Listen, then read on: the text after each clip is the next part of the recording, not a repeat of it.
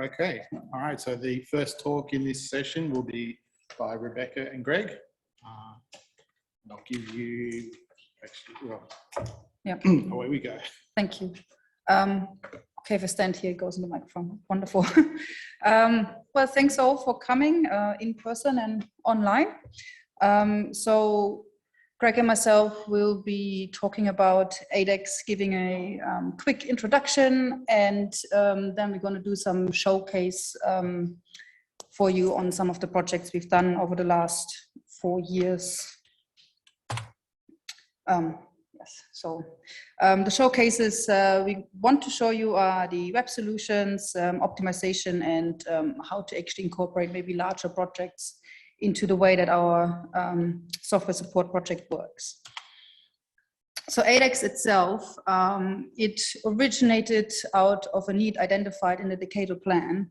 And our vision is to provide astronomy-focused training, support, and expertise to maximize the return on investments in astronomical data and computing infrastructure. So we actually have 3 service components. The first one is training. Over the last year and a bit, mostly online, but we used to do a lot of face-to-face training on computational, introduction to computation and all that kind of stuff. We also have astronomy software support for the AusSRC supercomputer. And then the third component, which is what we concentrate on in our showcase today, is the national support, where we have professional software support.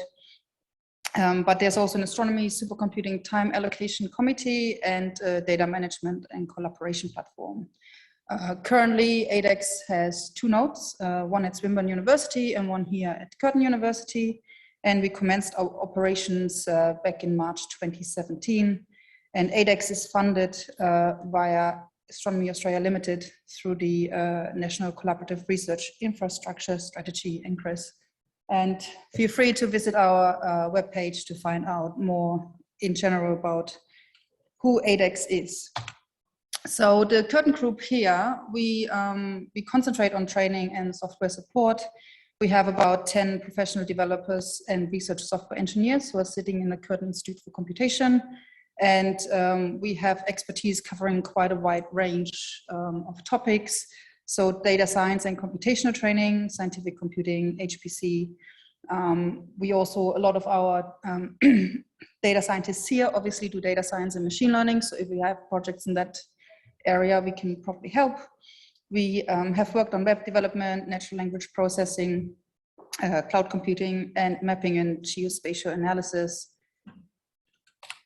At Swinburne, we basically have a full stack HPC and AusSRC group. There's about 20 professional developers and research software engineers over there that are split between ADACS and the Gravitational Wave Data Center, but they're all working together. And they cover things like scientific computing, HPC. They can also help with data science, machine learning, and web development, large-scale scientific databases, cloud computing, and scientific visualization. And these software developers over there are also augmented by people who can help with user experience. They are now working with an agile development cycle, which is quite interesting as well, to bring those software development ideas into astronomy. And they have a good mix as well between people who have the software development background and the actual astronomy knowledge as well. So one of the big things we do is the merit allocation program, where we can support you with your software projects, or most recently as well with training. So as you can see by the colors here, a lot of our projects actually have in the past either concentrated on optimization or web application questions. But most recently as well, we started actually having the opportunity for you to request us to create training for you or deliver training. So we had in 2021A semester 3 training applications, and we have one in the current semester as well that we're supporting. So next I'm going to talk about the web solutions, a showcase. So the first one here I have is GLEAM-X. So GLEAM-X is the extended version of the galactic and extragalactic or sky MWA survey. I'm sure if you have very specific questions, you can ask Natasha later. But for the ADACS project, we were working on actually helping with the web portal solution where you have a database that tracks for you the processing status and information about the observations that you've done. So you can visualize the state of the processing. It's a searchable database. So you can find out things about the observations that have been done and what the state of their processing is, if there's been issues and so on and so forth. And if I'm not mistaken, it's now hosted on Data Central. Yeah. So there also seems to be a lot of collaboration with Data Central to create these web portals and then host it on Data Central. So outcomes from that hopefully is more efficient use of POSI because you can actually track where you're running into issues with your processing. The next showcase I have here was with the Deeper, Wider, Faster survey. This is a survey to identify fast transient, and it involves over 70 telescopes across all 7 continents and in space. So you can imagine that there's a big effort there to try and pull in all these observations and process them in near real time to find transient candidates. Double check that those candidates actually are transients and then coordinate the rapid follow-up. So we help there as well, again, with a web portal solution that actually gives them access to the database that tracks all the observations they've done and the processed observations and the candidates. But what was important as well is they've got a huge pipeline that allows them to do the processing. And you needed someone with very detailed understanding of that pipeline to actually run it. So the interface that we've put together for them helps them to actually monitor the status of the pipeline, how the jobs are running, and what values you put in your pipeline to do the current processing. And this is all hosted on AusSRC. And the last one that I will talk about is the SMART survey. So SMART is the Southern Sky MWA Rapid 2-meter survey, and it's looking for new pulsars. In this case, they actually had a pre-existing database, but it didn't have all the functionality they needed to be able to find the pulsar candidates, figure out if those candidates are actually good enough and whether they should go and process all the data to identify whether they are real pulsars or not.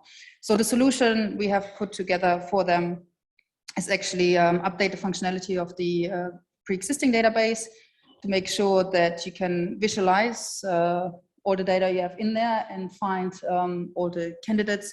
So you have pages that tell you what the candidate rating might be, whether that candidate has had follow-up processing done or not. And if it hasn't done that if follow-up processing hasn't been done, the user can actually claim that pulsar, go off and do the processing. And because you now have a record that someone's already doing processing, another person isn't going to do it again. So you make sure as well that your workflow is in order. And so you can basically track a candidate pulsar through the database, see how it's doing. And hopefully in the future as well, with all the ratings that you have on the candidates, you can then improve your machine learning model as well if you rerun the training algorithm.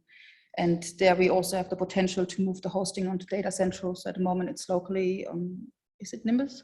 Yeah, on Nimbus. But great outcome here as well as they have already identified new pulsars. So that's all great. I'm gonna hand over to Greg. And I guess right at the end, we will open for questions and I will be forwarding the slides for Greg. Thanks, Rebecca. So I thought it would be good also to talk a little bit about the optimization projects that ADACS have been involved in for the last few years, and we've got a lot to choose from. So I just chose 3 that popped out a little bit, hopefully kind of illustrating the range of the type of work that we work on, but in no means are these 3 a complete illustration of all the kind of work that we're doing. So the first one I picked out was an optimization project that we did with Pascal Lahi while he was at ICRAR. He's now based at PASI, but when he was based at ICRAR, we had a short project working with him. Pascal and his science team had a large allocation on NCI, and were quite keen to try and squeeze a little bit more performance out of the halo finding code that they have.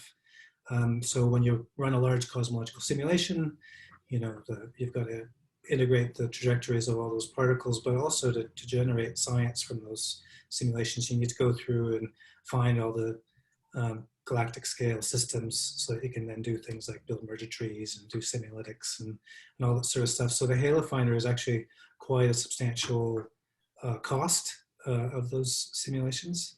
And with just a couple of weeks work, we were able to go through and identify some poorly structured loops in that code.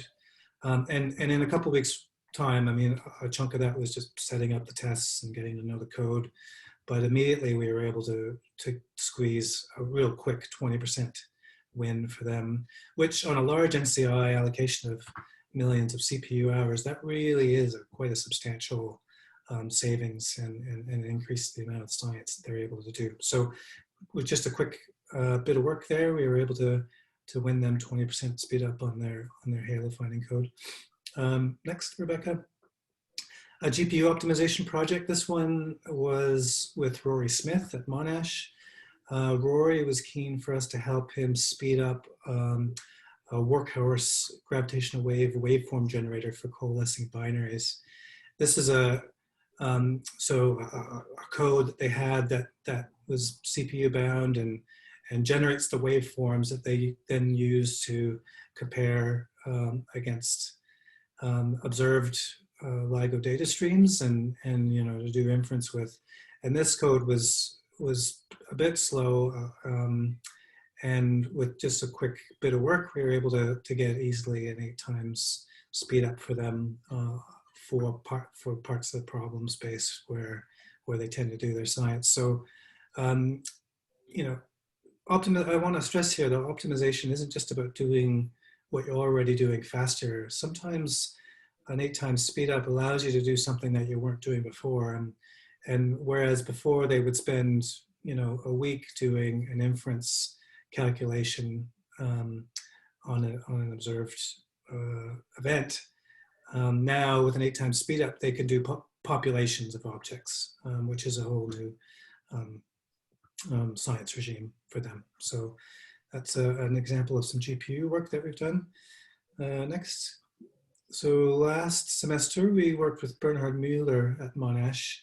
Bernhard has a Boltzmann solver for doing supernova, core collapse supernovas, and he wanted some help MPI enabling a part of. He had sort of a demonstration bit of code that only ran serially on one core for doing Boltzmann neutrino transport in a core collapse supernova. And we, with a moderate scale project, were able to MPI enable that code so that he can now scale that problem up and run real science grade calculations. The code sees pretty decent strong scaling and quite good weak scaling up to hundreds of cores. And this now paves the way for the first multi-dimensional at least two-dimensional supernova simulations with Boltzmann neutrino transport. So again, whole new science regimes enabled by optimization projects. Next slide. So, and then lastly, I thought it'd be fun, Rebecca and I thought it'd be fun if we wrapped up our little talk here today with just a little bit of a discussion about how you can think ambitiously about ADACS merit allocation projects. So although the allocations tend to be moderate in scale, so the median scale project, it tends to be about 12 weeks of our effort.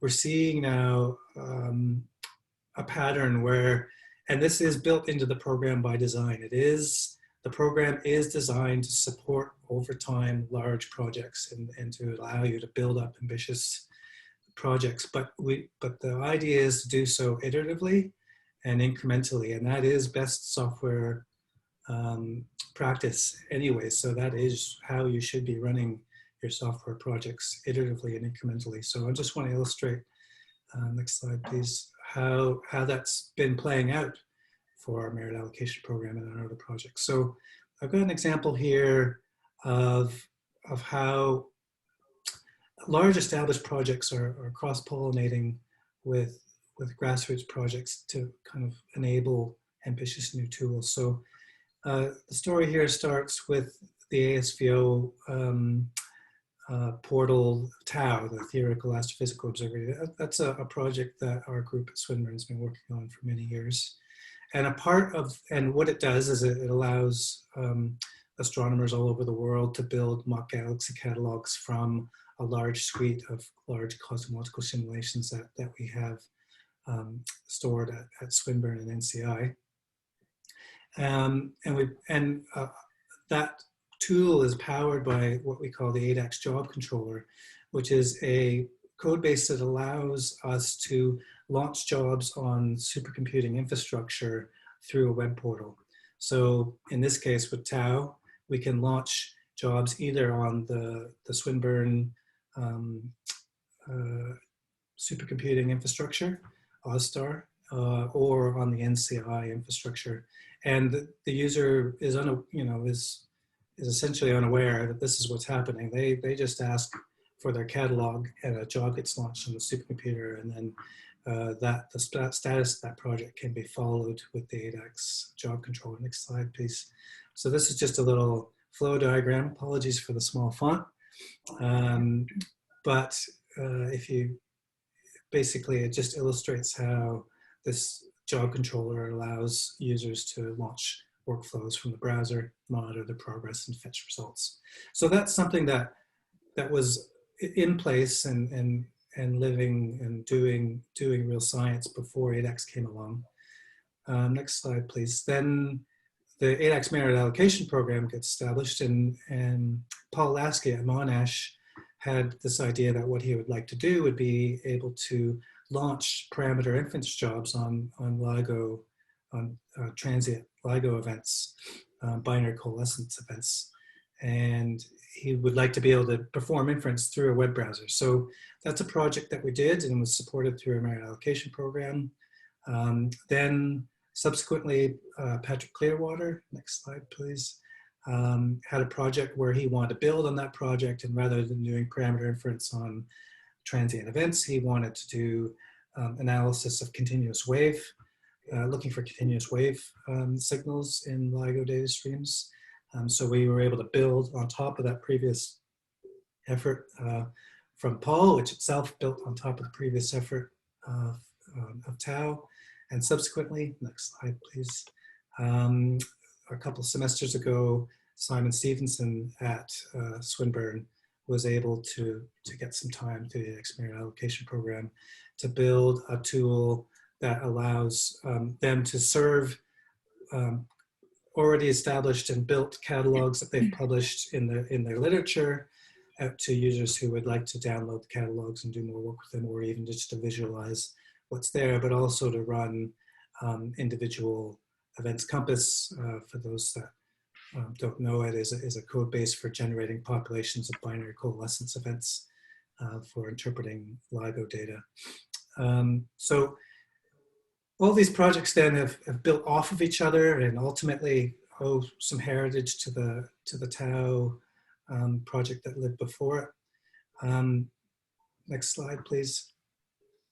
In parallel to this, AAL generously provided the money to establish the Gravitational Wave Data Center a couple of years ago. It's been running for 2 years now. It runs in parallel and in concert with, if you will, the ADACS node at Swinburne.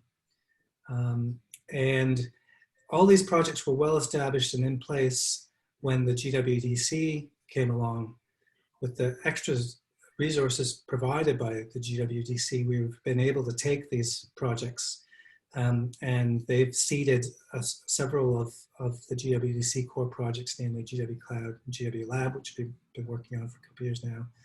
And GWDC has been extended for another year. There was a call to establish a new cohort of core projects, and GW Landscape has been adopted as one of those. GW Cloud and GW Lab owe their origins to Paul Lasky's and Patrick Clearwater's efforts through the Merit Allocation Program, and GW Landscape is going to build on top of Stein and Stevenson's Merit Allocation Program. Next slide, please. So we now have, bootstrapped our way to these professional grade, reliable, performant, sustainable, reactive, dynamic, scalable web applications, and we've wired them directly into the HPC infrastructure. So reliable and dynamic because we now have them hosted on a Kubernetes cluster, so they're extremely reliable. The uptime is quite high, limited in some respects by Swinburne's network, if you will.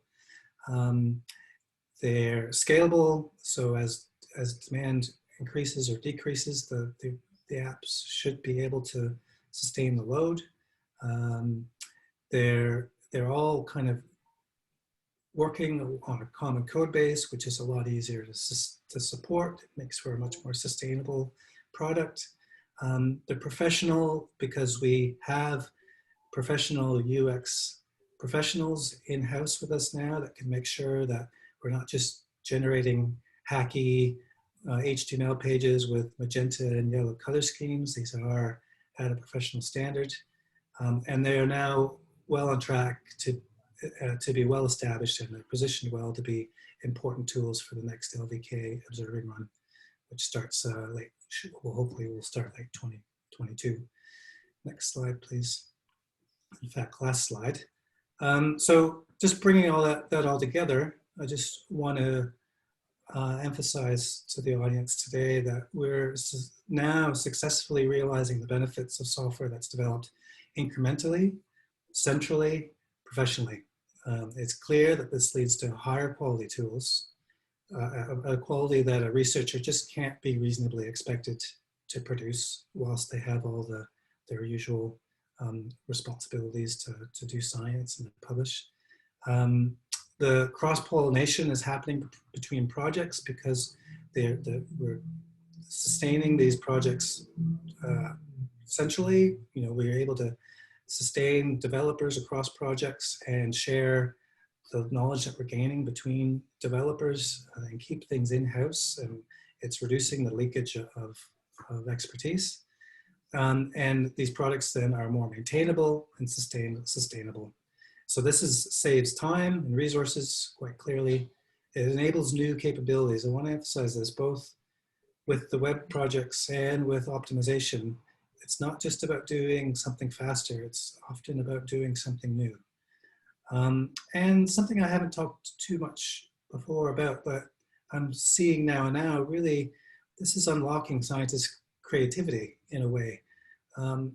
It's reducing barriers. It's between what you can imagine and what you can do. Before programs like this, often you might have an interesting idea, but really no avenue by which to get it done. Now, ADACS is making it possible for the things that you imagine to be possible. And I encourage you, not to think small, think big within the program. We can iteratively and incrementally realize whatever visions that you've got.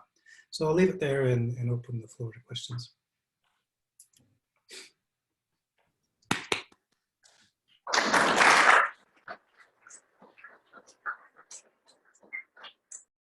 Thank you, Rebecca. Thank you, Greg.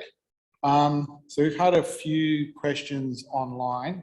A couple of them I've already tried to answer, but let me maybe start with one of the questions that hasn't been answered yet. And this is from Mike Creel about, are the web applications deployed as microservices on the Kubernetes cluster? For example, if something changes, will it update a block in the chain, or will it completely renew the whole service on the cluster? Good question. We did originally consider doing a formal microservice architecture for the GWDC projects. In the end, we decided that it was going to create more overheads than needed. So no, it's not a formal microservice architecture, although it is something akin to it. Okay. Hopefully that answers the question. Yeah, I think so. Are there any questions online or in the room before I go back to another one from Slack? Nope. So one of the questions was from, hang on, where are we? From John, who says, how oversubscribed is the ADACS support? And I pointed to you, Greg, as the person who would know. So do you have It fluctuates, and deceptively it's held at around 2 for a while now. But I say deceptively because the amount of support that's being offered has slowly increased. So the GWDC, for instance, has made some of its resources available as guaranteed time through the ADACS Merit Allocation Program. So through that and through Curtin's been able to slowly increase the software support that it's offered through ADACS. So the total amount of support has slowly climbed, and the oversubscription has fluctuated, but stayed roughly around 2 for most of that time. Although we've had one semester that was close to 1, and another semester I think that was more like 3 or 4. But I'd say the median value is about 2. Okay, great. Well, thank you again, and we need to move on now. So our next speaker in this session is Karen, and she will be talking to us about the AusSRC. Can we make that thing smaller so it's only one little window? Yeah, like this. Do I have a mic? Yeah. Can I walk around? I think you can walk if you use the... Yeah, there you go. All right. I'll just wave it. Okay. Does this work? Is this working? Yeah. Yep. Okay. Hello, everyone. And I just want to stand over here to say hi to everyone on Zoom land because I know you can't see me. Okay. So that was the main reason I wanted this mic. Okay. So today, yes, I'm going to talk about the Australian SKA Regional Centre, or the AusSRC. And so let's start with a bit of background first. Okay. That doesn't work. Let's try that. So the AusSRC will be supporting the SKA, the Square Kilometre Array. And so the Square Kilometre Array telescope is, or observatory, sorry, is an international collaboration to build the world's largest and most sensitive radio telescope. And here is an infographic showing how sensitive it actually is compared to current existing facilities. And so there's 15 countries that form the cornerstone of the SKA, and they've been working to actually develop and build this plan. There's over 100 organizations spread across 20 countries that are working together to actually build this world's largest telescope.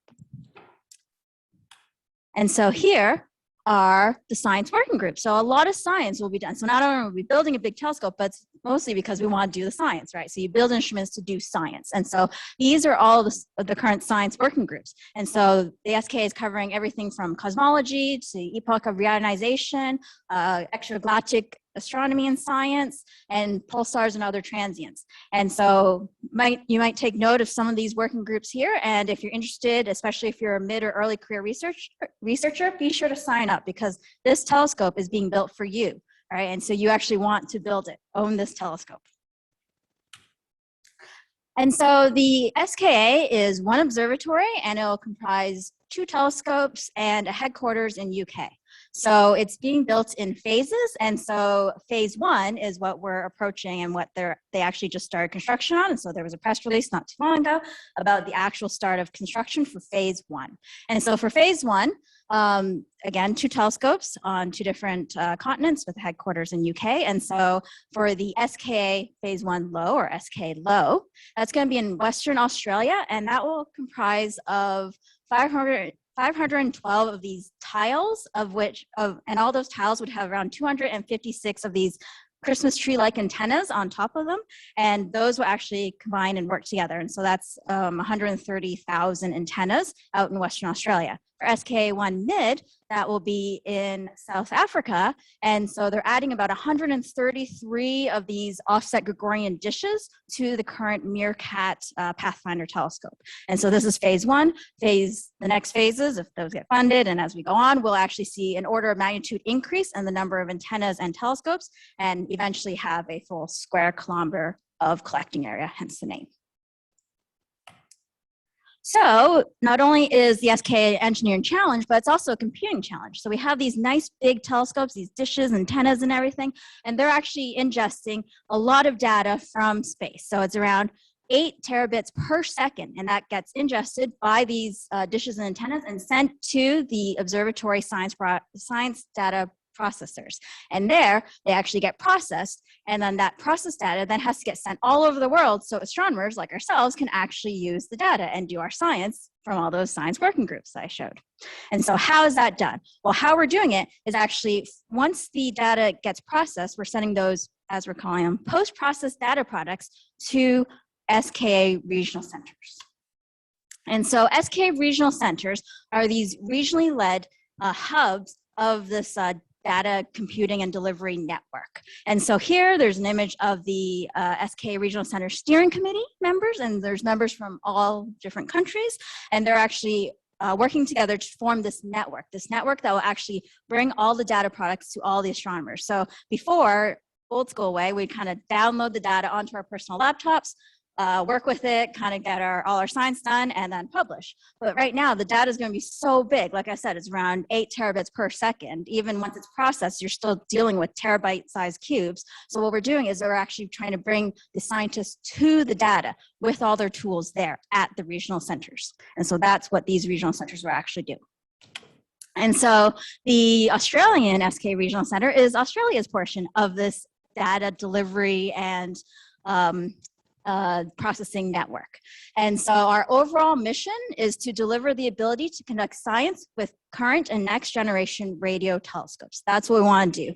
And so basically we're providing the Australian community with all the resources that are needed to actually interact with precursor and SKA data products.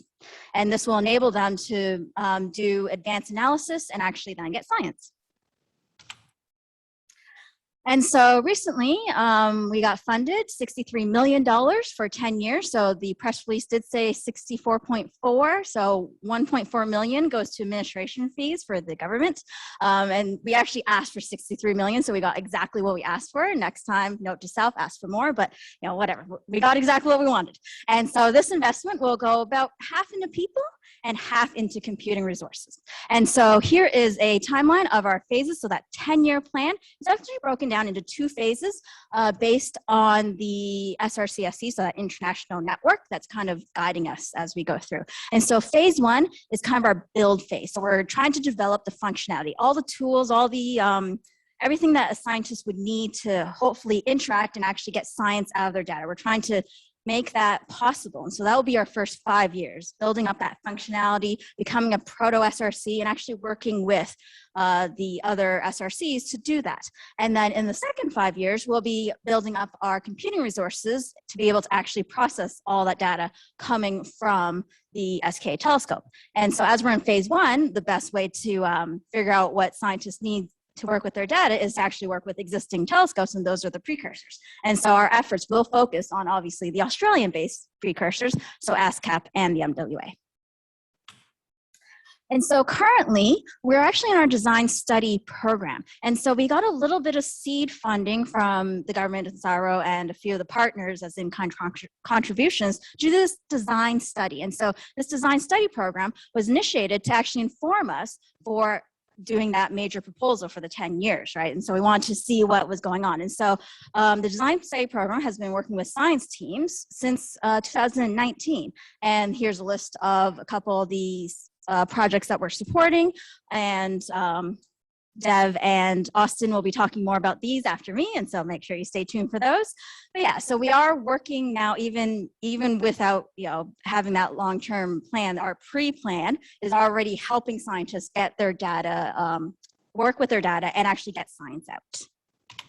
And so some of the things that we're also working on during the design study is this radio astronomy data enhancement cloud, so REDEC. And so this is a huge diagram with a lot of icons. And pretty much this is what we're trying to bring together. Front end with service as or software as a service layer for the users, and this whole back end stuff that connects everything. And so I've summarized this into my version of it. And sorry, full disclosure, I'm WALLABY project scientist, so I look at it through an H1 perspective, and this is kind of my view of how everything works.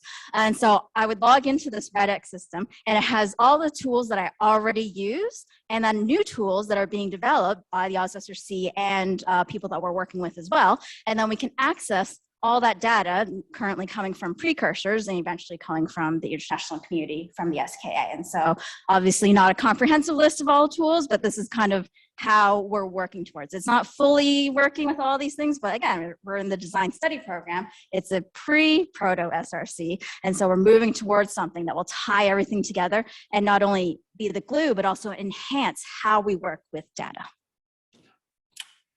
And another project that we've been working on is the data challenge. And so that will wrap up at the end of this month. And so we are one of the facilities that have actually offered resources to support the data challenge. There's about 40 teams from all over the world.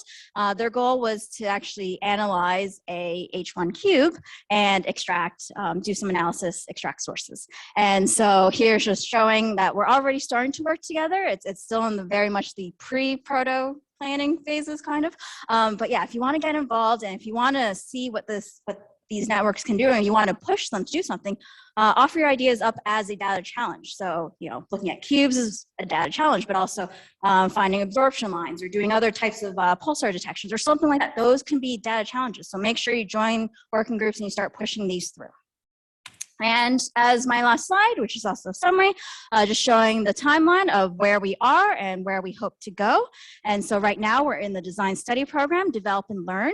And remember when I mentioned all those working groups, if you've joined those working groups, you should be getting a survey from the international SRC network, if you haven't already, that will actually inform how we're building up these SRC networks. So make sure you check your inbox for those surveys. That survey, singular, sorry. And then as we learn and figure out what we need, we'll build up our functionality working with the precursors here. And so we will have calls for different projects or to work with different projects and as we're going through. And then as we keep going, we're gonna build up our capacity, and hopefully in the next 10 years or so, we'll be supporting the SKA as they're actually producing science results. Thank you.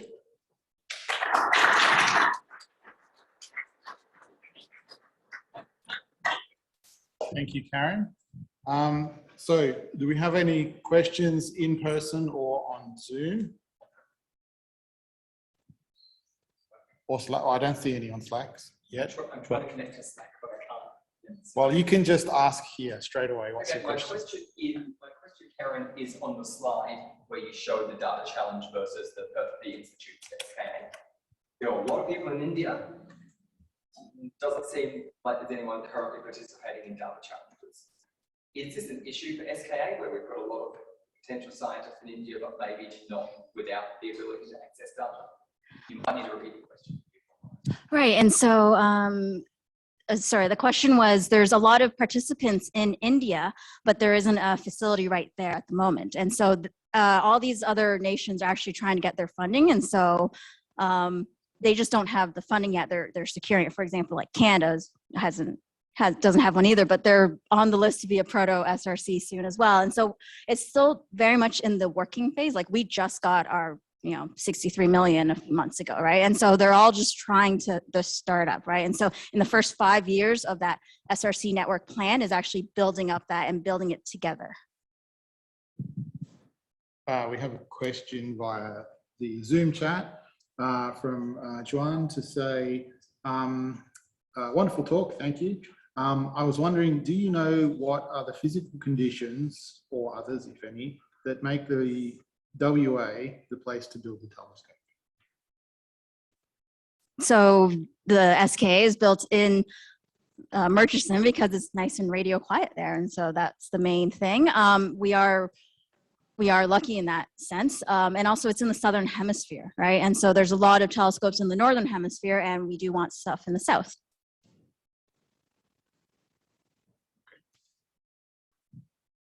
Further questions? Have a little bit of time. Type faster, Stuart. I'm facing this way because I know the camera's here. Sorry, everyone who's behind me. All right, so Stuart says, thanks. How will AusSRC interface with the optical data center being put together by AAO Macquarie? Yeah, and so we just started engaging with AO and the Data Central. And so what we're doing is we're trying to complement all existing facilities and work with them. And so I've been engaging with a lot of them. And as there's more facilities, just, yeah, drop me an email. A lot of people keep emailing my inbox, and I have all these meetings and whatnot. And so we are trying to work with all existing facilities. And that is our goal, to tie everything together. Because in Australia, we have so much expertise as it is. And so we can bring that together in our SRC and then offer that to the world. Excellent. Thank you very much. We will continue the conversation via Slack. So we'll thank Karen once more.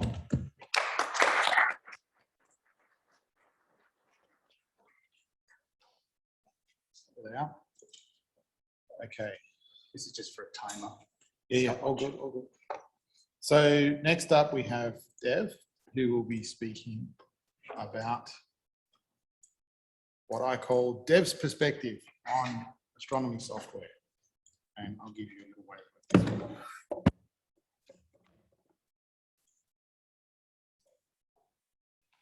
Good. Cool. Just got some notes. Is this the right mic? Yep, cool. Can all hear me? And is the camera pointing in the right direction? Okay. It's not? Oh. Yeah, that's cool. So hey everyone, my name's Dev, Derwent, or Dev for short. My pronouns are they, them. I'm a developer here at ICRA Curtin as well as AusSRC. And I'm going to be sharing some tips for astronomers who need to write code. During the talk, if you can keep a note of any feedback you have for me, whether I'm talking too fast or I've totally mischaracterized your experience as an astronomer, really appreciate any feedback you have, positive or negative. And I'll share my email for you at the end. Cool. So who am I? Bit about me, promise it's relevant. So I didn't take the most typical path to end up with a job in astronomy, but I'm glad I'm here. And I think there's some useful things that I can share with you from my software engineering experience. I've been an astronomy enthusiast since high school, when some folks from the SKA came and told us about the incredibly ambitious project they were designing at the time. That's actually a quote from my yearbook on the right there, when asked, what I wanted to do after uni. So SKA outreach was much of the reason I ended up doing physics and computer science at uni. So outreach works. Turns out I'm much better at programming than astronomy. So I ended up taking a brief detour through the software development industry as a consultant, getting to see all kinds of dumpster fire code bases, banks, airlines, and big retailers. So if you're ever worried about me judging a code, I can promise you I have seen way worse. Since January, I've been working at Kyra via AusSRC, so I can literally say this is my dream job. So what am I working on specifically? So I'm currently working with the MWA-EUR Epoch of Reionization science team on a pre-processing pipeline called BEALY. It's written in Rust, which is a lightning fast kind of language. So we decided to name it after the word for lightning in the language of the Wadjuri Yamatji people of where the NWA telescope is based in Murchison. I'm building this as part of the AusSRC design study that Karen just mentioned, where we work with science groups on SKA precursor telescopes to help inform the requirements for the SKA Regional Centre. So, in a perfect world, astronomers processing observations shouldn't need to do very much with code. Maybe if you're doing some cutting edge analysis, you might need to write some custom matplotlib stuff. But pre-processing raw telescope data is a solved problem, right? And so is fetching that data from your telescope archive. Everyone knows how to do that really efficiently, right? That's why programming skills aren't generally a hard requirement for astronomy. Well, that's not exactly what I've observed.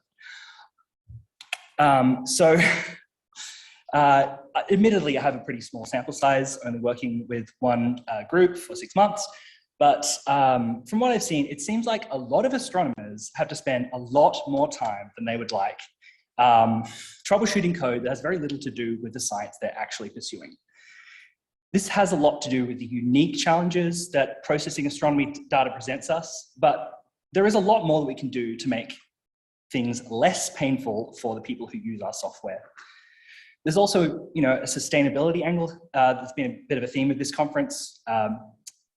Software that's not optimal obviously uses more energy than it should, and we can do better. So processing astronomy data inevitably requires you to write, or at least understand code. But a lot of the time, astronomers don't have a lot of experience in the languages that are required to process the data.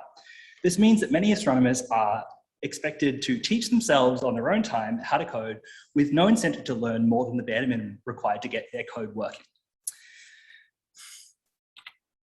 But what if I told you there are a bunch of ways you could spend way less time writing code and more time doing science? You probably asked me for a peer-reviewed studies backing me up, and you'd be right to do so, because unlike every other talk at this conference, what I'm about to tell you is not based on any science. It's really just a bunch of industry best practices I've picked up from decades that have worked for me, but take this with a grain of salt. So I'm going to introduce some concepts to you through what we call the DevOps framework. There's a little bit of agile mixed in. I'm going to spare you the Wikipedia definition of what these are. They're not really relevant, but this is a good framework for me to explain what these ideas are in. So this is not a comprehensive talk on DevOps. If you do some of these things, you are not practicing DevOps. DevOps is pretty nebulously defined anyway. So first stage of that Ouroboros, we have planning. Planning is so often overlooked. But if you do it right, you can vastly reduce the amount of code you have to write. If you think you're really out of your depth, if you're embarking on a software project and really not sure what you're doing, you can always reach out to ADACS or CIC through people like Paul and Rebecca and Gregory, who talked a couple of talks ago. There's plenty of people at this conference that you might be able to talk to if this applies to you. But yeah, the biggest tip I can give is don't reinvent the wheel. If you're trying to solve a problem with software, chances are someone has already solved a similar problem and released it as open source or posted it as a solution on Stack Overflow. If you're lucky, that software may still have an active maintainer who can help integrate the changes you need to make back into the original project. But failing that, you can always create your own fork if it's licensed permissively. Sometimes modifying existing software is just not feasible though, and you need to start from scratch. Just make sure you have a good understanding of how to avoid making the same mistakes as those who have come before you. Another tip, use a task tracker to slice up and prioritize and document the work you're doing. Doing the fun and easy tasks first is very tempting, but if you don't establish that your solution is actually going to work, you may end up wasting your time. The first milestone you need to work towards is a minimum viable product that with nothing but the critical components in place. If your planned solution has holes in it, this is how you find them. It's better to find out sooner rather than later that what you're doing isn't going to work. As you go, keep track of any new tasks you didn't initially anticipate in a backlog for later. And do tasks in the order of the value that they provide, not how easy they are. If you encounter a task that has a lot of unknowns, you don't really know how to do it, or maybe you're not confident you have the best solution, sometimes it can be a good idea to create a whole separate environment just for testing and comparing how different solutions perform without needing to integrate them into your code base. We call these spikes. I'm going to skip this, but you can check out the repo if you want to learn more. Okay, you've done your planning and it's time to start cutting code. I know there's a learning curve, but version control is vital for developing software. Code evolves, servers die, and one day you or someone using your source code is going to need a list of what lines were changed by who and for what reason. And you're going to be wishing you had version control at that point. Another thing, don't let branches live for too long. Merge back into main when you've completed and tested a feature, ensuring that features are scoped to the scoped to the smallest possible slice will help with this. If you're not familiar with what a linter is, it's basically Clippy, the spell checker, but for code.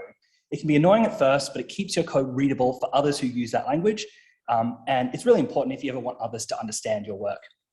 If you've ever debugged code before, you might be familiar with the idea of peppering print statements everywhere to see whether things get printed in the order you're expecting. I've been there, and I'm not judging, but there is a better way. Debuggers were invented for this specific purpose and a really powerful tool to have under your belt for dealing with nasty bugs. Definitely consider learning to use one if you find yourself debugging with print statements a lot. Basically, VS Code is a great editor. I would highly recommend it. It supports all of these features and even has stuff like Jupyter Notebooks, multiple cursors, works really well on remote machines. Sorry, not sorry, diehard Vim and Emacs users. Testing, another really important thing that is also sometimes overlooked. Setting up basic tests is arguably more important than perfecting your documentation. This is because as your code evolves, it can be tricky to make sure your documentation keeps up. By contrast, well-written tests not only document your code, but if they're out of date, they just fail. With a pretty minimal amount of setup, you can use what's called continuous integration tools, like GitHub Actions, to run tests every time you make a change. If you have a lot of tests with good coverage, this is super useful because not only will it tell you that something is wrong, it'll also tell you roughly where the problem is and what has changed since the last time it worked. Tests are great, use them. One challenge, though, in testing astronomy software is the fact that the data we work with is enormous. You can't have your tests rely on like a terabyte of observations and take several hours to run on a supercomputer, because then it takes forever to get feedback on whether your latest change has broken anything. To get around this problem, what you may need to do is engineer some small but representative test files that are lean enough to fit inside your repository, but can still be processed in the same way as normal astronomy data. These files aren't going to be tell you how your software scales or performs under load. So that's when you might have a separate test environment with the test files already in place. So fully automated benchmarks with real data in an HPC environment is possible. It just requires a bit of setup. But you can check out how the Billy repo on how I did it. There's a lot of info in the testing folder of that as well. And I'll probably skip over this one as well. But then finally, we have releasing. So if there's only one environment that your code runs in, that's a problem. Computers don't last forever, and it's much harder to try and recreate your development environment after you lose access to it. Document how you set it up, or write a bash script to do it for you. This reduces the barrier to entry for people collaborating with you, and you'll probably thank yourself for it later. Containers are a really useful technology that deserves their own talk. But if you want to make your software run easily on multiple platforms, containerizing it along with its dependencies with Docker or Singularity is a good way to go. Releasing often is good, and having granular information about what has changed between each release in the form of a changelog will make it much easier to track down problems that users report between versions. Also consider open sourcing your work. Gonna skip this one. Quick note about Rust. Rust is relatively new, but widely evangelized language. It's a compiled language like C, so it's about as fast as you can get, but unlike C, it's also safe. So what that means is C and C++ will kind of just sit back and watch you do something silly that causes a seg fault or corrupts your data without really getting in the way. Rust, on the other hand, gives you helpful and precise feedback on exactly the kind of silliness you've done. It does all of this at compile time without any overhead at runtime. So like all the garbage collected language like Python and Java and so on. It has all the fancy programmer poetry features like functional paradigm features, but nothing is forced on you. And you can program in whatever flavor you're most comfortable with. So for a lot of you, your Rust code might just look like Python code, and that's totally fine. Thanks.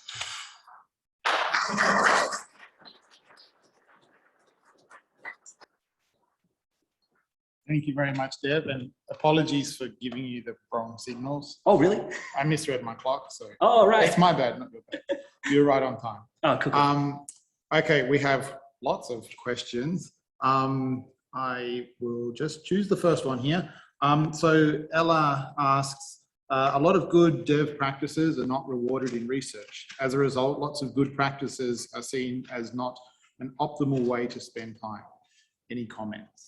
To anyone who stops you from doing good development practices because it's getting in the way of your time, point them to these slides or send them my way. Maybe we can have a good chat because this kind of stuff saves you time.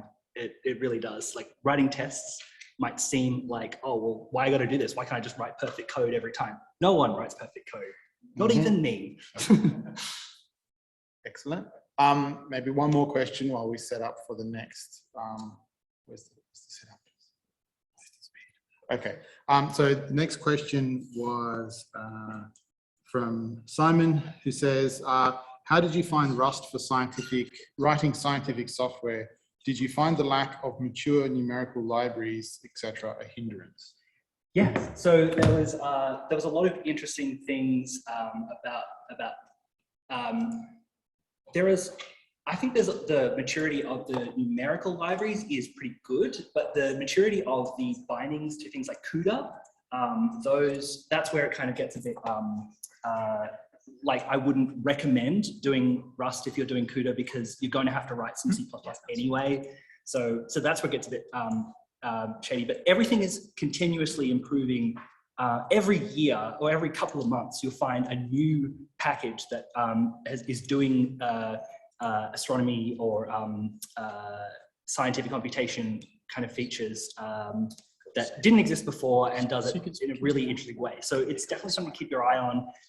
Maybe evaluate whether what packages are out there are mature enough for what you're doing, and keep an eye on it because you might find that situation rapidly changes.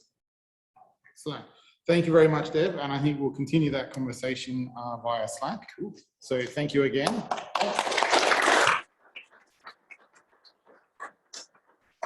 Okay, next up, we have Austin, who's going to be talking about WALLABY science. I'll give you a wave on the three. Sure. Hey everyone, my name's Austin and I'm here to present my work on a new data post-processing framework for WALLABY science. I'll keep this talk at quite a high level, but if you want to ask questions about the low-level implementation stuff, I'm happy to go through that. First, a quick introduction. There's a bunch of pictures that summarize my life, but I studied physics at UWA and graduated and started working in software engineering and data science. Did that for a few years, and now I'm back at CSIRO working on the AusSRC design study. For this design study, we work with a science team, SKA precursor project, and I'm working with WALLABY. So yeah, this is the current state of things, and this is what they do for the pilot survey, or what's currently done. Yeah, a quick overview. WALLABY is a neutral hydrogen all-sky survey by ASCAP, and it's an international collaboration, so there's people working on it from across the world, but a lot of people that I work with are at UWA and CSIRO, so I spend a lot of my time there.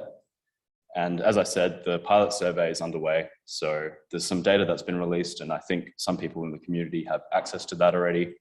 I think there's even a paper published. But yeah, it's a really interesting data problem as well, because by the end of the full survey, we expect there to be on the order of 3 petabytes of data output from the survey, which is interesting for us. But yeah, if you want to find out more about the science, there's another talk on Friday. So the workflow is a pretty simple one, relatively simple, but I've broken it down into these 4 steps. And yeah, this is just the way I see it. So the first step is the mosaicing, where the data from CASDA, the footprints from the ASCAP telescope, are stored, downloaded, and yeah, you take two footprints and you merge them together to generate a high signal to noise image cube. From there, you run a source finding application on that, and that algorithmically looks through that cube to find the detections that you might be interested in. That's uploaded to a database of some sort and yeah, downloaded by a project scientist on their local machine for development. So that's a manual step where the scientists will go through and visualize each of the sources and make sure there are no false detections. And then from there, that's shared with the rest of the community who are interested in that. And I've got some pictures up that kind of show you what the mosaicing and the source finding look like. And that bottom picture is from the Sophia 2 paper, which is the source finding application that we use.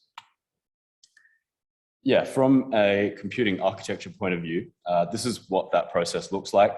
You have the mosaicing done by one scientist on one computing facility, and then you have a data copy, and the data is processed for, the source finding is performed on another computing facility somewhere else, and then the source finding application uploads that information to a database.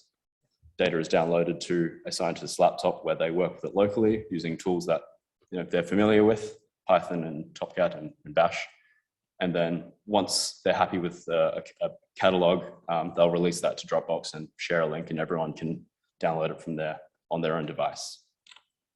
So that's the current state of things. I'll talk now about some of the work we've been doing. Hopefully from the last couple of slides, you'll see that there's a bunch of things that are not as efficient as they could be. So one of them being, it takes a number of users to execute this entire pipeline. And that's not ideal, because we want there to be an easier way to execute it so that any project member can run the whole thing. I think that's the case because there's expertise that's kind of separated at the moment. We want to minimize data duplication. So these cubes are of the order of terabytes, and it's not efficient to have them copied over across multiple facilities. So we want to reduce that. We want to make it easier for the catalogs to be shared. So copying the data, or creating a link to download it locally is probably not ideal. We want to find a better way of doing that. And we want to capture provenance information. So which version of the code was used to generate which outputs. We want to be able to map everything all the way back to the code that was used. So this diagram is a simplified diagram of the one that Karen showed earlier, which goes through this is just the key tools that we use for the solution that we've developed. You'll see all of it sits on the AusSRC like computing center, I guess. But yeah, it all sits on our resources, and there's kind of three main layers. The bottom is the computing part where all the data is crunched effectively. And we use Slurm like we do at the moment to run these workflows. In the middle, you have a database layer. And even though there's a database in the current system, we aim to utilize it a little bit better. And then at the top, you have a bunch of interfaces that both your scientists, project scientists, and the rest of the community will use to access everything related to WALLABY. But I'll go through each of these in a little bit more detail. For pipelines, or for the computing part, we use a tool called Nextflow, which is really handy. It allows us to write the complex data post-processing stuff into reusable components. Each of these components have their own function. So the workflow that I'm working with is a mosaicing part and a source finding part. And what we do is, you can write it so that you treat it as a black box. You know what goes into a mosaicing workflow or component, and you know what comes out, and you can use that across some number of different workflows. And same goes for the source finding. Within each component, you have Docker containers that are used for the execution. And this is where the provenance information can be captured, because each container has the image that it is used to run the container. And for any run of this workflow, you have a record of each of the containers that were used, and each container themselves, each image itself is kind of like a black box. So someone can develop it, you write up how it's used, and then you can use it for your own stuff. And the way Nextflow works is it will manage the parallelization in some ways for you. So if you want to write parallel code, you can do that and execute it in this way. And the cool thing is this entire pipeline has been written to be a bit of a black box as well. Any user who has an understanding of how to configure this pipeline can execute it. So yeah, there's just some number of input arguments that are fed into this, and then all of that is deployed on our Slurm cluster, utilizing the resources really efficiently. So I said there was a database in the current system, and that's true, but it's currently used as just a temporary storage point, pretty much. So we want to use that a little bit better. The pipeline writes data into the database, and then instead of having the project scientist download that locally to use their own tools with, we instead provide some interface so that they can read and write to the database, and the development of that catalog can happen in that way. They can write or remove the sources that false positives or something like that from that, and then once that catalog is finalized, that can be shared with the community, and they can all access it from that same point rather than having to download a copy somewhere else. And finally, there's a collection of interfaces that both the project scientists and the community have access to. We've currently got some of these up and going. So we have a web portal, which is just a table view into the database, just lists all the detections. And yeah, you can inspect each row and look at the properties of your detection that way. We have virtual observatory, which allows access via tools like TopCat. So you can use TopCat if you're familiar with that. But one of the things we want to introduce is the computational notebooks, which provides a way for scientists to query that information from the database, write some scripts in Python, which is a language that I think lots of people are familiar with, and then create the plots that they're interested in, all from inside of our computing facility. So that's kind of, I guess, what we mean by bring the scientists to the data. But yeah, that's pretty much it. That hopefully gives you a nice understanding of what we're doing with WALLABY. And the plan is this new workflow that we're proposing is going to be used for the remainder of the survey and for the full survey. So yeah, thank you for listening.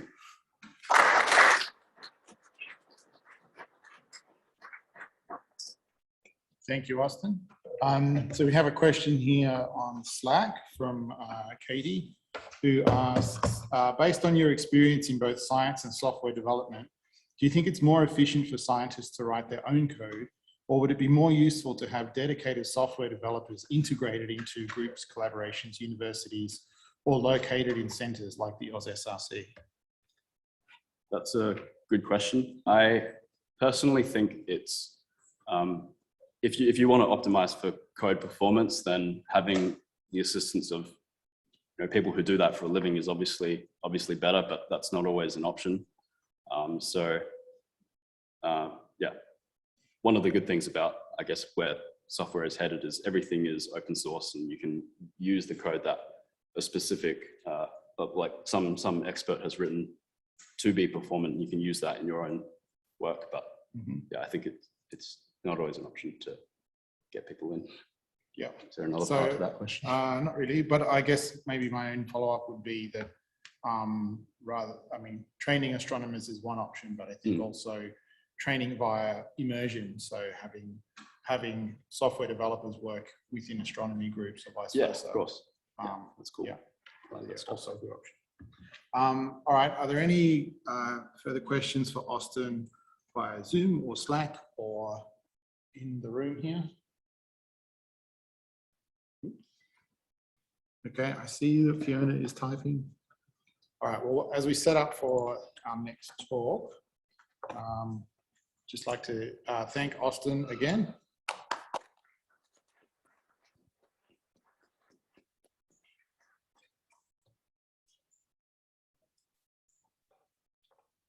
And all right, so the next person to present is Arvind, and I actually don't know where they are. I'm assuming online. Here we go. Excellent. Okay, so Arvind is going to tell us about a how-to guide for Galar. I will type into the Zoom chat when you have 3 minutes left, so hopefully that will work. But take it away, Arvind. Cool. Thank you. So my name's Arvind Hughes, or I go by Arv, and I'm currently a PhD student at Macquarie University in Sydney and also at MPIA in Heidelberg. My supervisors are Daniel Zucker and Corin Baylor-Jones, respectively. And today I'm going to talk about some work that I did with these people down below on how to find extremely metal-poor stars using Galar. And the method I decided to use happens to be a form of machine learning method, so it suits this talk stream quite well. So first of all, what are metal-poor stars and why do we care about them? Well, they're kind of in their name. Metal-poor stars are stars that have no metals in them. And as most astronomers know, we define metals to be everything that's not hydrogen and helium. And so ideally, we're trying to find a star that has no metal lines or absorption features other than hydrogen and helium. And we define a metal-poor star as using this Fe on H, iron over hydrogen, and it's a log 10 scale taken using the ratio of the sun as well, which is why we get a nice sort of integer-like number. And it's extremely metal-poor because it's less than -3. But why do we care about them? Why do we need to find some more of them? Well, EMP stars actually provide critical information across many disciplines within astronomy, from supernova physics to early galaxy formation and the epoch of reionization. And as you can see from this cartoon on the right-hand side, metal-poor stars that are found today are probably these POP2, POP1 stars, form out of these POP3 stars, which were born right at the start of the universe. And by finding more metal-poor stars, we can understand the chemistry of these POP3 stars because they've got like a fingerprint on the latest metal-poor stars. And we can further understand the surrounding environment and refine galaxy formation. So they're kind of a good probe of the early universe. But they're rare and they're really hard to find. So when I last looked, I believe there were only about 1,000 or so known extreme metal-poor stars of less than -3. And then at less than -3.5, I think there are roughly 200 or so stars, and less than -4, we had about 50. So you can see the quite steep gradient in terms of how rare they are and how metal-poor they are. Now, this is just a snapshot of what a stellar spectrum looks like, basically, and I'm just ranking it by different metallicities. So as you go down in comparison to the sun, you can see metal lines either diminish in strength or disappear entirely. Now, just as a little caveat, the metallicity values provided here have not been divided by the sun or log 10 corrected, which is why this population 3 is completely flat, at least in this wavelength range, and is defined as a Fe on H of equal to 0. So in contrast to what's actually known, these values are slightly different. Now, what I'm trying to find is a star that is basically flat and basically has no metal lines, but how do we distinguish that from noise? That is kind of the big challenge. So I've defined my object that I'm trying to find, but what data do I have to play with? Now, I'm just going to give a quick high-level overview of the Galar survey, which is the data they got to play with. But I direct you to the latest DR3 paper for more information on target selection, etc. But simply, it's a high-res spectroscopic survey of the Milky Way that's aiming to survey about 1 million stars and calculate both stellar parameters and abundances for up to 29 elements. It's using the Hermes spectrograph on the AAT, but I really actually want to direct you towards the wavelength ranges. And this is important because what is traditionally done in calculating Fe on H or metallicity for extremely metal-poor stars is you use either the calcium doublet HK lines at, I think it's less than 4,000 angstroms, and you also, or you can also use the calcium triplet lines in the near infrared. So you notice here that the Galar wavelength ranges do not have these traditional metal lines to calculate metallicity with. So what I'm going to show you in this paper, in this talk at least, is how low can we go just using Galar spectra, i.e. how low can we calculate metallicity with. So just keep that in mind as I continue my talk. So the problem, I've got this really massive Galar data set. There are stars flying everywhere, and I'm trying to identify a super rare class. So what method is going to be the best way of doing this? Now you might think, oh, how about just brute force it? You know, just shove everything in, see what pops out. Well, humans are kind of visual, so I decided to take the visual approach. And the method that I used was something called TSNE, or T-stochastic neighbor embedding. Now this was already used in Galar by Gregor Traven in 2017. But his approach was different to mine. He decided to say, let's shove all of Galar in, run this ridiculous machine learning dimensionality reduction algorithm, and analyze the map that comes out. And the map looks something like this, but I'll show you what it actually looks like in a couple of slides' time. And he would have to go and analyze every cluster, which is time consuming and you might miss things. But I decided to flip it on its head and say, how about we know what we're trying to find? Let's put that in this black box crazy thing and see where they come out and infer that what's surrounding the known or your known objects is one of those objects. So this is just me running TSNE with my known sample of metal-poor stars that I found previously and Gregor's classification. And you can see, oh, look, it does lie in this cool metal-poor giant cluster. So maybe TSNE works. And also, just to give a quick high-level overview of TSNE, it's a dimensionality reduction algorithm, which I've mentioned before. But all that simply says is, you have a high dimensional data set, i.e. you have n columns in your data set, and you reduce it to 2 columns. And the beauty of this method is you can actually plot those 2 columns, because what it does is, by taking it down, you can plot it on a 2D plane, i.e. like this. And when you plot it on the 2D plane, what goes on in that dimensionality reduction stage is it preserves the similarity, i.e. if there are objects in the high dimensional space that are similar to each other, that similarity will be captured when you plot it on the 2D plane. Now you might have heard of a classic dimensionality reduction technique called principal component analysis, or PCA. Well, that's linear, and TSNE is nonlinear. So that nonlinear structure that exists in the high dimension will not be lost when you plot it in the 2D. So that's why I don't use PCA. Now I actually found 2 more stars within Galar, which are lower than these -3 from before, at -4.1 and -7.1. And this Keller star happens to be the known metal-poor star ever found. So hopefully we can find a star like that. That'd be kind of cool. So now I say, all right, I've got my stars, I've got my data set, I've got my method. Let's plonk it into TSNE and see what pops out. So this is this crazy map that I was talking about, or this like Rorschach looking thing, where I've either used all the wavelength ranges in Galar, or I've used, you know, a select few lines. And I did a few tests over them, and this is just one of those maps.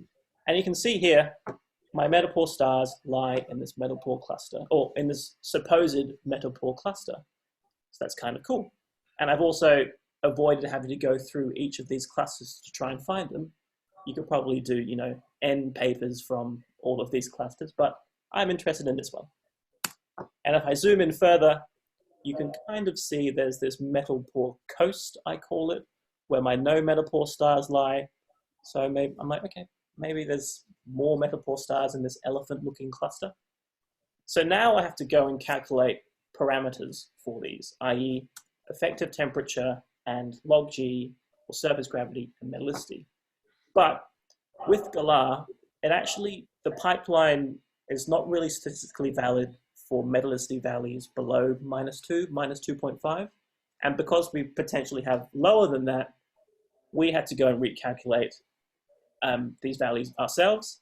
And using some synthetic templates that Thomas Nordlander prepared for us. We decided to go, all right, we've got these templates, but with how much certainty, because we don't have the Galar lines, metallicity lines to calculate FE1H, can we go?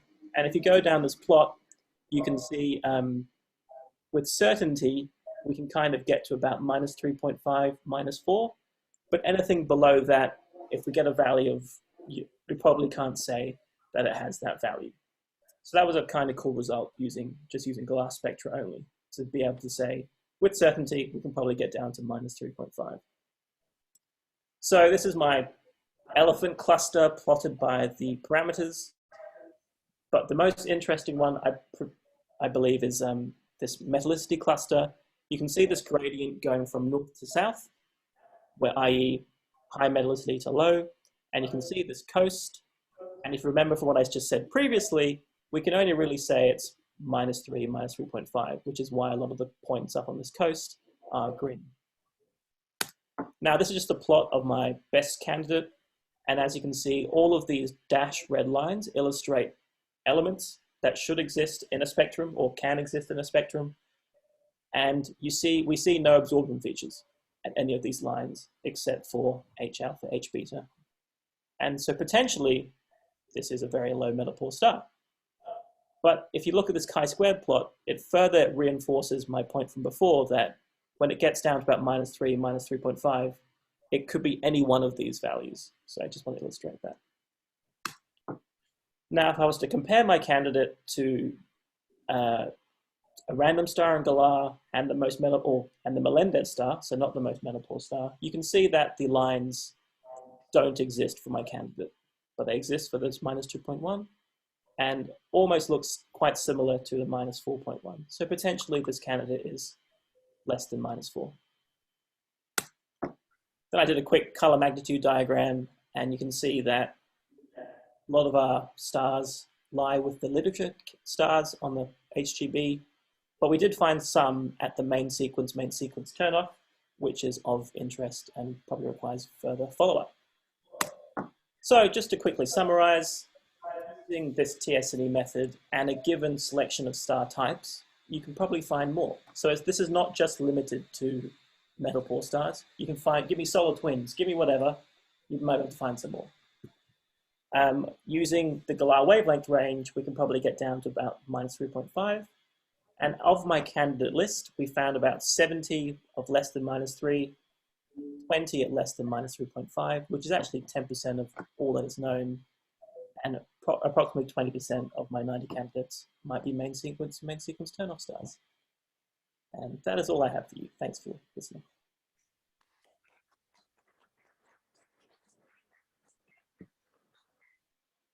Thank you, Arv. So we'll start with one of the questions from online. So Jake asks, what stellar parameters did you pop into your TS&E analysis? So good question, Jake. I didn't pop in any stellar parameters. I only used the spectral values, i.e. wavelengths. I didn't use any parameters. Okay, excellent. Cheyenne asks, how does the TS&E compare with other clustering algorithms like k-means, dbScan, Gaussian mixture models, etc.? Great question. So you can actually use TS&E before running a clustering algorithm. So the paper that Gregor did, I decided to chuck away running a clustering algorithm on top because I thought it could add more noise. So what you can do, you can actually run TS&E and run dbScan on top, and it will find the dense regional clusters for you. But that's like to use the machine language, the unsupervised way of approaching it. I wanted to approach it in a way of, let's try and bring a bit more certainty into it. So I didn't run a clustering algorithm on top. So my point is TS&E can be used like PCA, i.e. dimensionality reduction, and then you run the clustering on top of that. I hope that answers your question. Excellent. I think that actually answers Alex's question about PCA. Let's see, we've got time for some more. So Adam asks, are there any plans to follow up on observations to confirm the metallicity of the stars along your elephant cluster coastline? There are lots of plans to follow up, and hopefully that will be done quite soon using, I think, hopefully maybe SkyMapper or something. So there are plans. And let's see, Christiane asks, isn't measuring metallicities below the FERNH minus 3.5 just a signal to noise issue because we need to see those absorption features? Oh, it definitely is a signal to noise issue, but also the GLAR wavelength ranges don't get down to the metal lines that are predominantly used, which was the emphasis of my point before. Which is why, back to Adam's question, yeah, we do need follow-up spectra at different wavelength ranges that are traditionally used to calculate metallicity. But of course, noise is definitely a big issue in that stage because it will affect the chi-square fitting. And finally, Jeffrey asks, considering that 2/3 of GLAR sample are dwarfs, why is this sample so skewed towards giants? That is a great question, Jeffrey. I do not know. Some of the best questions.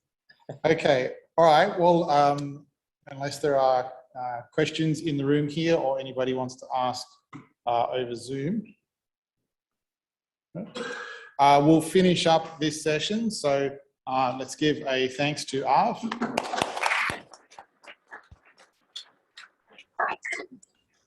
Also, thank you to all the speakers who have made this a very interesting, productive session, and to everybody who's participating via Slack in the vigorous questions and discussions that are going on there. So I'll leave the Slack channel to continue with the, I can't really call it offline, but the not in-person discussions.